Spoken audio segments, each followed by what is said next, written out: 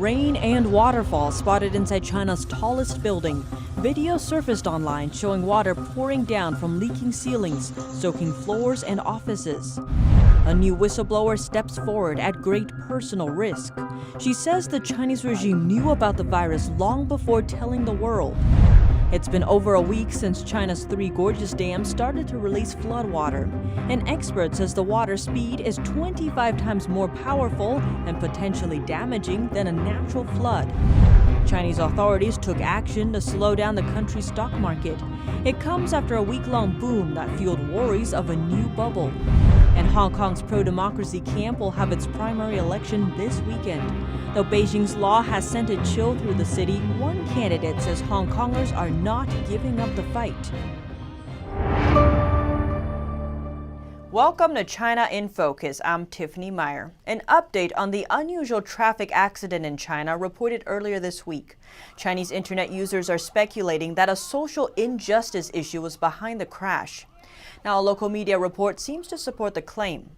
On Tuesday, a bus in China slowed down while driving along a busy road. It abruptly made a sharp turn, crashed through a fence, and fell into a reservoir below. Authorities say 21 were killed.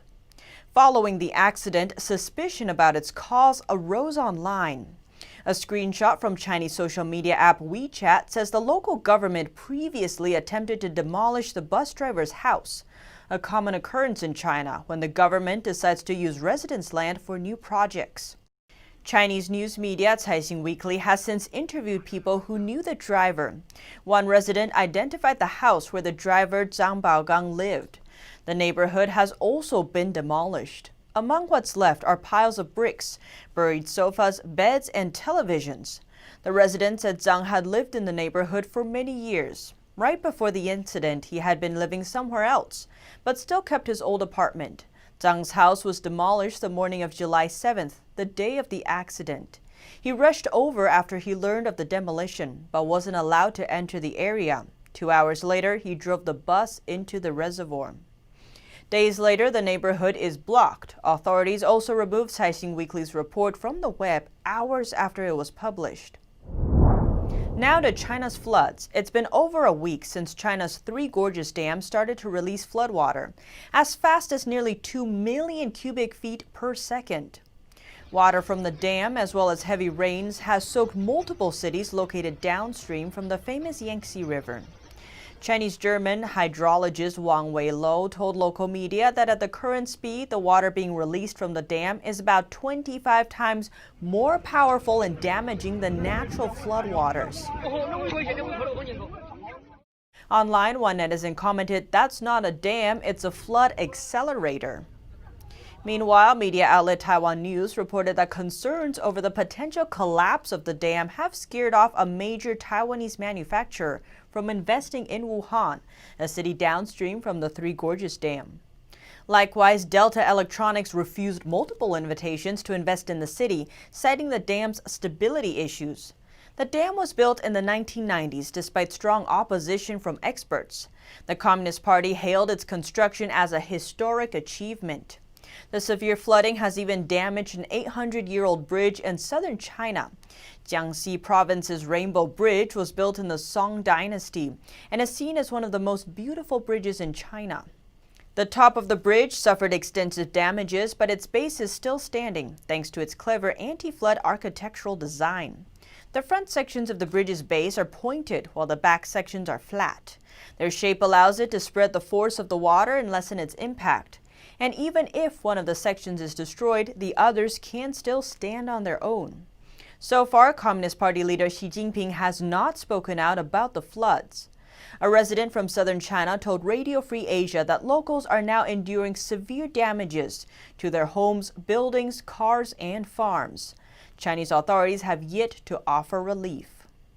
Water from leaking ceilings soaked offices inside China's tallest building.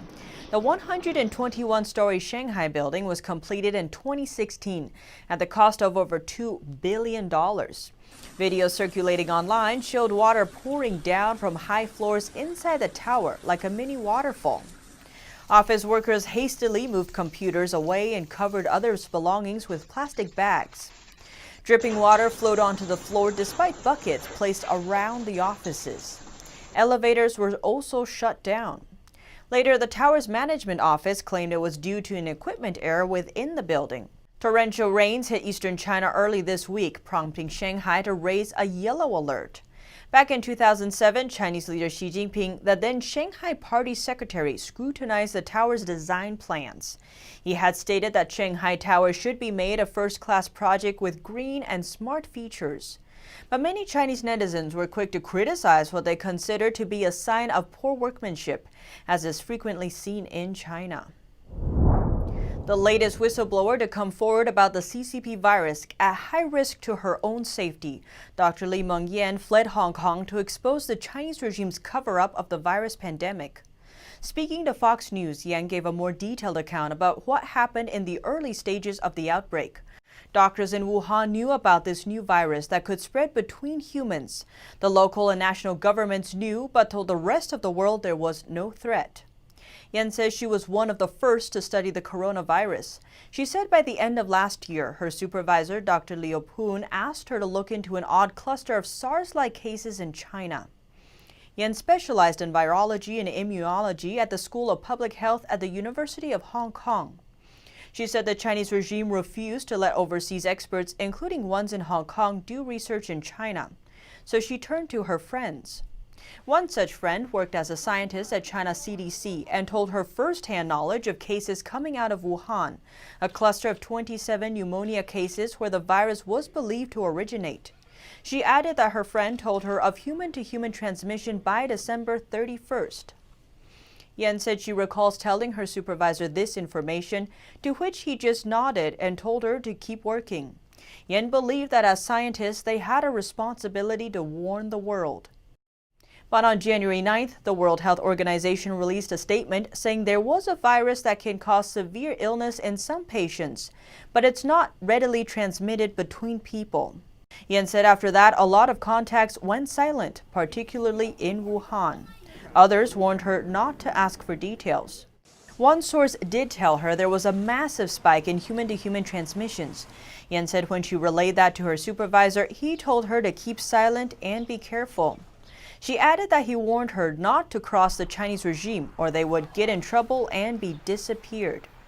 Yan also says Professor Malik Paris knew about the outbreak and said nothing. He is a co-director of a WHO-affiliated lab.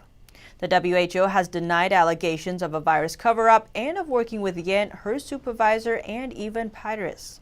Yan told Fox News she fled Hong Kong because she knows how they treat whistleblowers.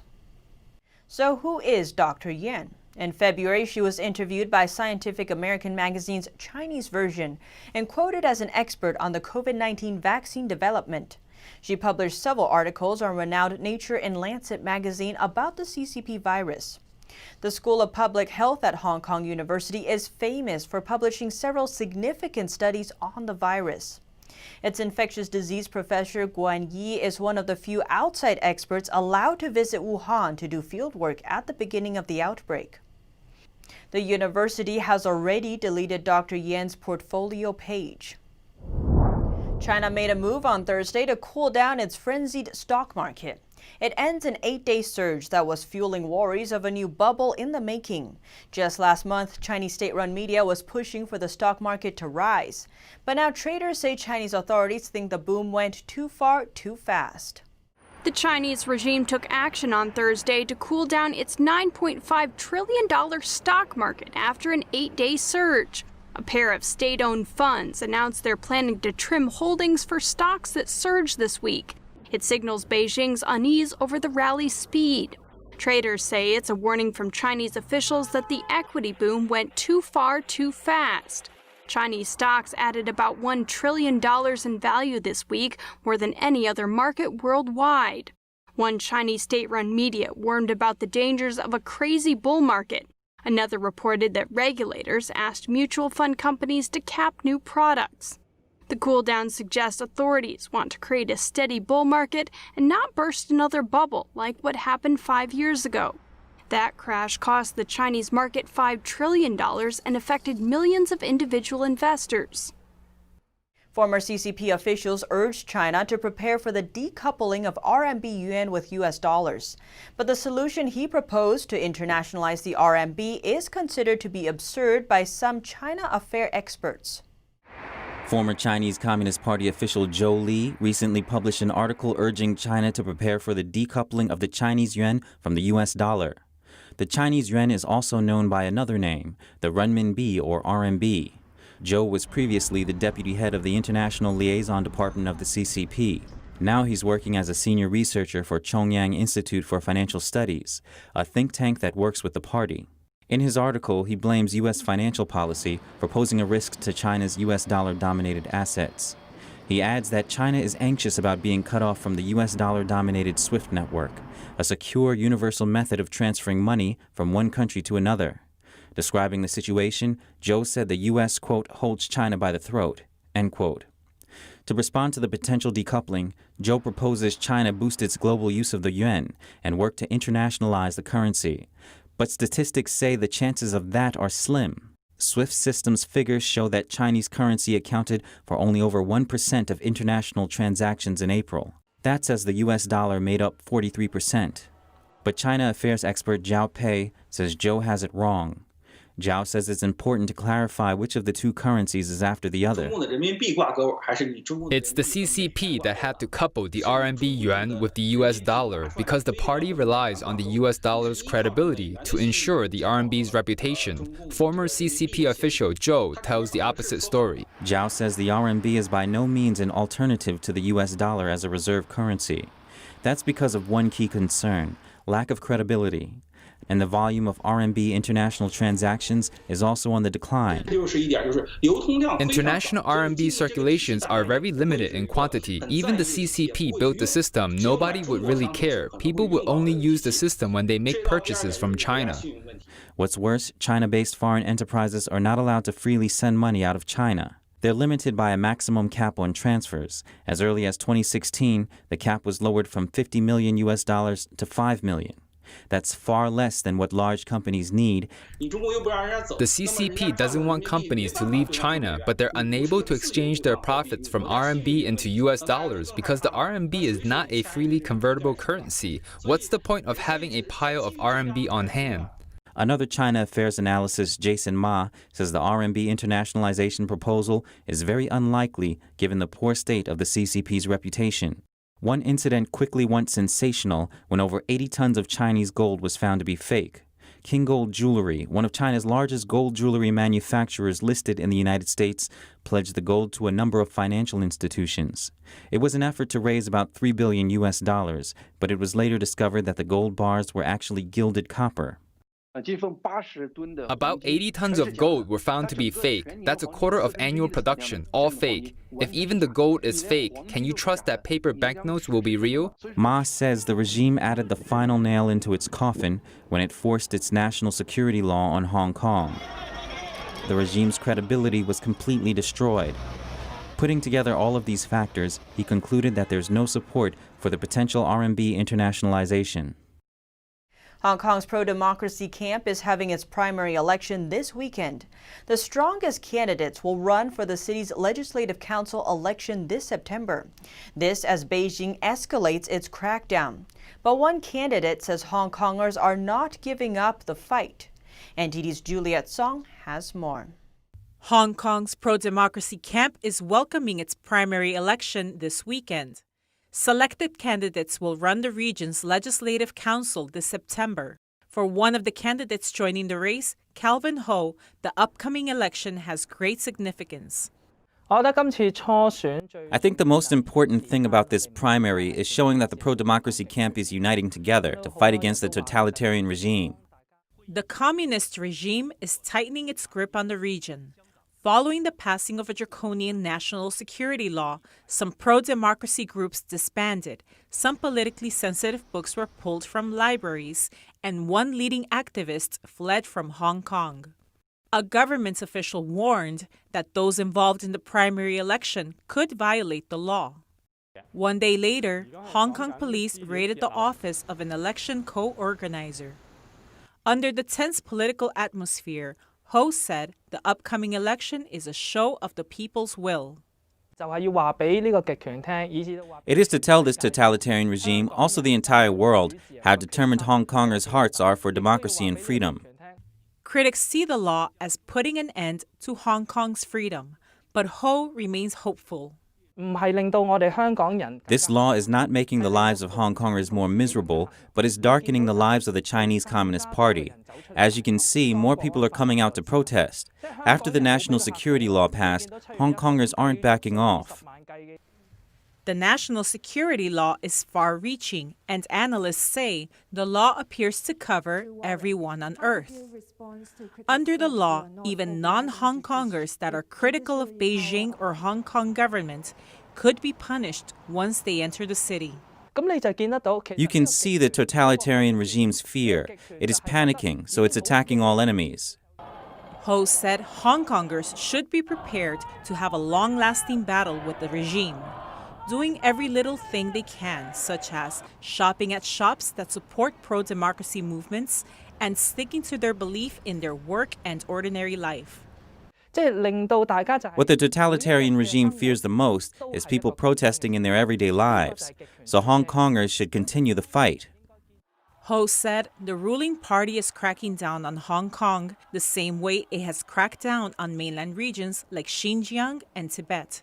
But he said it won't work this time, as Hong Kong is an international region and the world will see the regime's every single move. Sarah Liang and Juliet Song, NTD News. The U.S. is slapping sanctions on the highest-ranking Chinese Communist Party officials it's ever targeted. They say he's responsible for human rights abuses against Uyghur Muslims in China's Xinjiang region. The United States on Thursday slapped sanctions on the highest-ranking Chinese official it's ever targeted over alleged human rights abuses against Uyghur Muslims in China's Xinjiang region. Washington blacklisted Xinjiang's Communist Party Secretary Chen Chuan-kuo, a member of China's powerful Politburo, and 3 other officials. Chen is widely considered the senior official responsible for the security crackdown in Xinjiang, where United Nations experts and activists estimate more than 1 million Muslims have been detained in camps. The highly anticipated sanctions followed months of increasing U.S. hostility towards Beijing over China's handling of the coronavirus outbreak and its tightening grip on Hong Kong. China has denied mistreatment of Uyghur Muslims and says the camps provide vocational training and are needed to fight extremism. The U.S. sanctions were imposed under the Global Magnitsky Act. The act allows the U.S. government to target human rights violators worldwide by freezing any U.S. assets, banning U.S. travel, and prohibiting Americans from doing business with them. Main exile group the World Uyghur Congress welcomed the move and called for the European Union and other countries to follow suit. Republican Senator Marco Rubio, who sponsored legislation signed by President Trump in June calling for sanctions over the repression of Uyghurs, told Reuters the move was, quote, long overdue and that more steps were needed. Another Chinese researcher has been charged for U.S. technology theft. This is the 4th researcher in the last 12 months the U.S. has indicated for stealing trade secrets and technology and sending them back to China. Song Guozhen, a professor researcher, has been charged with illegally using over $4 million in U.S. grant funds to help develop China's scientific expertise, particularly in the areas of rheumatology and immunology. He's also accused of making false statements about being employed in China while he worked at American universities, including Ohio State. He was arrested in May at a U.S. airport in Alaska while preparing to board a charter flight to China. Zhen has been part of a Chinese talent recruitment plan since 2013. If convicted, Zhen may face up to 15 years in prison. Now we look at the worsening trade relations between the U.S. and China. The CCP virus has largely impacted the U.S.-China trade deal. President Trump now says phase 2 of the deal is not a priority. Trump blames China for not stopping the spread of the virus. The relationship between Washington and Beijing has been severely damaged by the pandemic.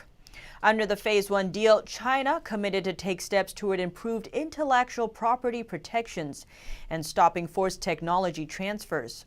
It also pledged to buy about $200 billion worth of U.S. goods over 2 years. But so far, it hasn't met its obligations. Now we turn to another of China's conflicts, this time with one of its neighbors, Kazakhstan.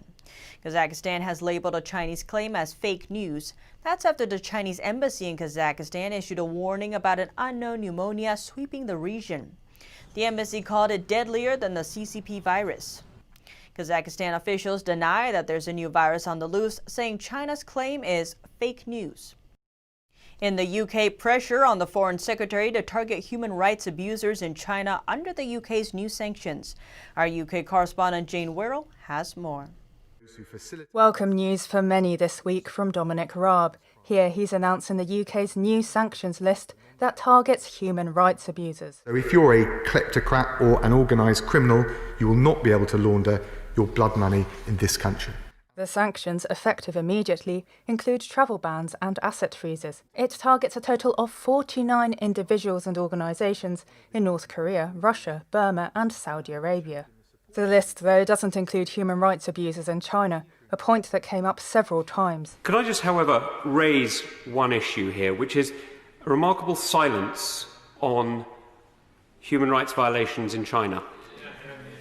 Raab, who was once a human rights lawyer, said the government is working on the next set of designations. So I'm very hopeful that we will see sanctions against members of the Chinese Communist Party who have committed the most appalling human rights abuses taking place around the world at the moment. Notorious abuses against religious and ethnic minorities in China, including Uyghurs in Xinjiang, House Christians and Falun Gong practitioners, are well documented. At a Wednesday debate in the House of Lords on the same topic of sanctions, this lawmaker asked about imposing sanctions on Chinese doctors involved in forcibly removing organs from prisoners in China for profit. Will proper consideration be given to the China Tribunal's conclusion about organ harvesting, and might sanctions result? What of the doctors who may have been involved? The victims are mainly Falun Gong practitioners, and evidence shows there's mass medical testing of Uyghurs. That's according to the final judgment of the China Tribunal. And the dramatic erosion of freedoms in Hong Kong, a former British territory, is also at the forefront of many legislators' minds. Several politicians have called for Hong Kong's chief, Carrie Lam, to be added on the sanction list, haven't they? I think it'd be very difficult for Carrie Lam not to be included in that list because she has overseen a regime that has committed human rights abuses, has broken down China's responsibilities to UN declarations on freedom of speech. Going by Raab's response in Parliament, it's something he has not ruled out. Jane Wirrell, NTD News, London. The Chinese Communist Party's draconian national security law for Hong Kong might affect the freedom of citizens as far as Germany. NTD's Arian Pasdar reports from Berlin. The Chinese Communist Party imposed a controversial national security law on Hong Kong on July 1st, a decision sparking outrage among Hong Kongers as well as globally. Observers say the new law makes any criticism of the CCP a crime, severely undermining the free speech of the people living in the semi-autonomous region. But Hong Kong residents are not the only ones affected by the new law. It might even limit people's freedoms wherever they are in the world. Article 38 of the law says that anyone who criticizes the CCP, no matter where they are, can be tried if this person was to travel to Hong Kong or China later on. We talked to a German citizen who received his bachelor's degree in Hong Kong. He was planning on returning to the city, but now says with the new law, this will no longer be possible because he has criticized the CCP online. I have shared a lot of content, also via social media, which is educational about the situation and, of course, critical. The content would definitely not be allowed in this way anymore. That's actually exactly the reason why I probably can't go back to Hong Kong. He said Germany should be acting as a role model to Hong Kong because free speech is one of Germany's core values and was critical during the times of the Cold War. And I think all the more you have to somehow open your mouth and say what's going on in Hong Kong. And the last thing I would do would be to delete any posts or not say my opinion anymore. Then I'd rather risk not being able to go back to Hong Kong. Another German citizen told NTD that Hong Kongers don't voice their criticisms anymore. She has lived in China and has visited Hong Kong 10 times over the past few years. She asked for her name not to be used to guarantee her safety for future travel. It feels much more like the contact I had with friends from China, because most of the people I met in mainland China were by far not so critical thinking. Both of them agreed that the German government should do more to support Hong Kongers.